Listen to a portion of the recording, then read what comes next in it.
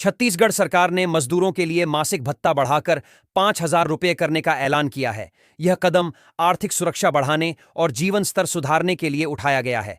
सरकार ने सुनिश्चित किया है कि लाभ सीधे और समय पर पात्र मजदूरों तक पहुंचे। पीएम किसान सम्मान निधि की 21वीं किस्त जल्द ही किसानों के खातों में जारी की जाएगी। इस बार प्रत्येक पात्र किसान को 2,000 रुपये की राशि सीधे बैंक खाते में मिलेगी। केंद्र सरकार ने समय पर भुगतान सुनिश्चित करने के निर्देश दिए हैं। किसानों में राहत और खुशी का माहौल है। छत्तीसगढ़ में जल्द ही जमीन सुधार अभियान शुरू किया जाएगा। इस पहल का उद्देश्य भू अधिकारों को स्पष्ट करना और किसानों को उनके हक दिलाना है। अभियान से अवैध कब्जे और भूमि विवाद कम होंगे। सरकार ने सभी अधिकारियों को तेजी और पारदर्शिता के साथ काम करने के निर्देश दिए हैं। पीएम आवास योजना की पहली किस्त जल्द ही लाभार्थियों के बैंक खातों में जारी की जाएगी। इस बार प्रत्येक पात्र परिवार को 40,000 रुपये की राशि सीधे खाते में मिलेगी। सरकार ने पारदर्शिता और समय पर भुगतान सुनिश्चित करने के निर्देश दिए हैं। योजना से गरीब परिवारों को घर बनाने में मदद मिलेगी। सीबीएसई ने प्राइमरी कक्षाओं के लिए परीक्षा पैटर्न में बड़ा बदलाव किया है। अब बच्चों को केवल रटने पर नहीं, बल्कि कॉन्सेप्ट आधारित सवालों पर परखा जाएगा। नई मूल्यांकन नीति में प्रोजेक्ट और आकलन का महत्व बढ़ाया गया है। बदलाव से बच्चों और अभिभावकों की टेंशन बढ़ सकती है। कैमूरी में मुफ्त राशन वितरण में गड़बड़ी होने पर ग्रामीणों का गुस्सा फूट पड़ा। उन्होंने पाटन कटंगी रोड को 4 घंटे तक जाम कर दिया। ग्रामीणों का कहना है कि उन्हें राशन समय पर और सही मात्रा में नहीं मिला। प्रशासन मौके पर पहुंचकर स्थिति को नियंत्रित करने में जुटा। छत्तीसगढ़ में शिक्षक भर्ती की प्रक्रिया में बड़ी तेजी आई है। वित्त विभाग ने 5,000 खाली पदों को भरने की मंजूरी दे दी है। इससे शिक्षकों की कमी दूर होगी। राज्य सरकार जल्द ही भर्ती प्रक्रिया शुरू करने वाली है। अभ्यर्थियों में उत्साह और उम्मीदें बढ़ गई हैं। छत्तीसगढ़ में सुरक्षा बलों के दबाव और सरकार की पुनर्वास नीति के तहत 22 माओवादियों ने आत्मसमर्पण किया।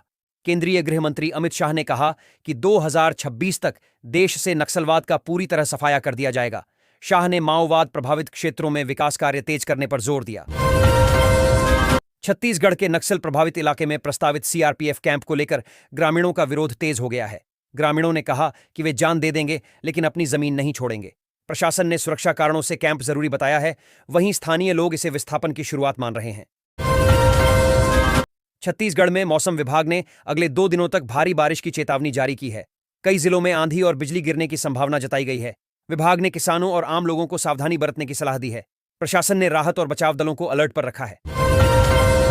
छत्तीसगढ़ के आत्मानंद स्कूलों में कार्यरत कई शिक्षकों को नौकरी से निकालने का आदेश जारी किया गया है। दिवाली के तुरंत बाद यह फैसला शिक्षकों के लिए बड़ा झटका साबित हुआ। अचानक जारी आदेश से सैकड़ों कर्मचारी बेरोजगार हो गए हैं। छत्तीसगढ़ की नई विधानसभा भवन का निर्माण कार्य पूरा हो गया है। प्रधानमंत्री नरेंद्र मोदी 1 नवंबर को इसका भव्य उद्घाटन करेंगे। अत्याधुनिक सुविधाओं से लैस यह भवन राज्य की पहचान बनेगा। उद्घाटन समारोह में मुख्यमंत्री, मंत्रीगण और कई गणमान्य अतिथि शामिल होंगे। 1 नवंबर से ट्रैफिक नियमों में बड़ा बदलाव लागू होगा। अब पुलिसकर्मियों को भी सड़क पर हेलमेट पहनना अनिवार्य होगा। नियम का पालन न करने पर कड़ी कार्रवाई के तहत जुर्माना लगाया जाएगा। अधिकारियों का कहना है कि यह सड़क सुरक्षा बढ़ाने और दुर्घटनाओं को कम करने के लिए जरूरी कदम है। छत्तीसगढ़ में अब स्कूलों में पढ़ाई लैपटॉप के माध्यम से भी होगी। सरकार ने डिजिटल शिक्षा को बढ़ावा देने के लिए यह कदम उठाया है। इससे छात्रों को आधुनिक तकनीक के साथ सीखने का मौका मिलेगा। शिक्षक और विद्यार्थी दोनों ही नए तरीके से पढ़ाई में शामिल होंगे। छत्तीसगढ़ के नक्सल प्रभावित इलाकों में नया सुरक्षा कैंप शुरू किया गया है। कैंप खुलने से क्षेत्र में सुरक्षा व्यवस्था मजबूत हुई है और विकास कार्यों को गति मिल रही है। स्थानीय लोग अब खुलकर शासन की योजनाओं से जुड़ रहे हैं। प्रशासन ने इसे नई सुबह की शुरुआत बताया है। बस्तर के कई गांवों में मिशनरियों के प्रवेश पर ग्रामीणों ने रोक लगा दी है। गांवों के बाहर लगाए गए बोर्डों पर चेतावनी लिखी गई है कि बाहरी प्रचारक प्रवेश न करें। इसके साथ ही घर वापसी अभियान की लहर तेज हो गई है। प्रशासन स्थिति पर नजर बनाए हुए है। छत्तीसगढ़ पीएसएससी की बड़ी लापरवाही पर हाईकोर्ट ने कड़ा रुख अपनाया है। कोर्ट ने वेटिंग लिस्ट के पहले दावेदार को तुरंत नियुक्ति देने का आदेश दिया है। न्यायालय ने पीएसएससी से जवाब तलब करते हुए चयन प्रक्रिया में पारदर्शिता बरतने के निर्देश दिए हैं। छत्तीसगढ़ में 5,000 शिक्षक भर्ती का रास्ता साफ हो गया है। मुख्यमंत्री विष्णुदेव साय की घोषणा पर अमल करते हुए वित्त विभाग ने मंजूरी दे दी है। यह कदम राज्य की शिक्षा व्यवस्था को मजबूत करने की दिशा में अहम माना जा रहा है। भर्ती प्रक्रिया जल्द शुरू होने वाली है। पिछले 25 वर्षों में कृषि क्षेत्र ने महत्वपूर्ण उन्नति हासिल की है। खेती के क्षेत्रफल में विस्तार के साथ उत्पादन में भी भारी वृद्धि हुई है। आधुनिक कृषि तकनीक, सिंचाई सुविधाओं और सरकारी योजनाओं के माध्यम से किसानों की आय बढ़ी है। यह कृषि विकास ग्रामीण अर्थव्यवस्था के लिए महत्वपूर्ण साबित हो रहा है। श्रम विभाग ने अवैध उगाही के आरोप में एक श्रम निरीक्षक को निलंबित कर दिया है। विभाग ने कहा कि जांच में भ्रष्टाचार के पर्याप्त सबूत मिले हैं। अधिकारियों ने मामले की गंभीरता को देखते हुए दोषी पाए जाने पर कड़ी कार्रवाई का आश्वासन दिया है। छत्तीसगढ़ के आदिवासी बच्चों के लिए सीआरपीएफ जवान ने पहली बार कार्टून दिखाया, जिसका वीडियो सोशल मीडिया पर वायरल हो गया है। बच्चों की खुशी और मासूमियत कैमरे में कैद हुई।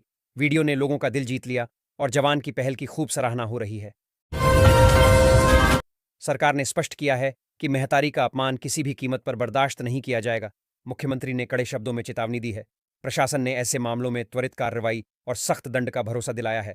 राज्य में सम्मान और सुरक्षा सुनिश्चित करने के निर्देश दिए गए हैं। छत्तीसगढ़ ड्राइवर महासंघ ने अपने प्रस्तावित आंदोलन को स्थगित कर दिया है। कलेक्टर के साथ हुई विस्तृत चर्चा के बाद यह फैसला लिया गया। महासंघ ने कहा कि सरकार की ओर से आश्वासन मिलने पर आंदोलन को टाल दिया गया है। अब दोनों पक्ष नीति और मांगों पर आगे बातचीत करेंगे। छत्तीसगढ़ के सरगुजा जिले को टूरिज्म हब के रूप में विकसित किया जा रहा है।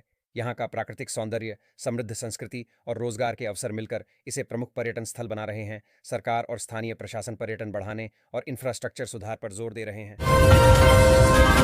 छत्तीसगढ़ में विकास की गति तेज हो रही है। शिक्षा, स्वास्थ्य और इंफ्रास्ट्रक्चर में सुधार से राज्य की छवि मजबूत हुई है। कृषि और उद्योग में वृद्धि से रोजगार के अवसर बढ़े हैं। राज्य सरकार की नई योजनाओं ने आम जनता के जीवन स्तर में सुधार किया है। छत्तीसगढ़ सरकार ने गरीब परिवारों के लिए विशेष आवास योजना शुरू की है। योजना के तहत आर्थिक रूप से कमजोर वर्ग को पक्का घर प्रदान किया जाएगा।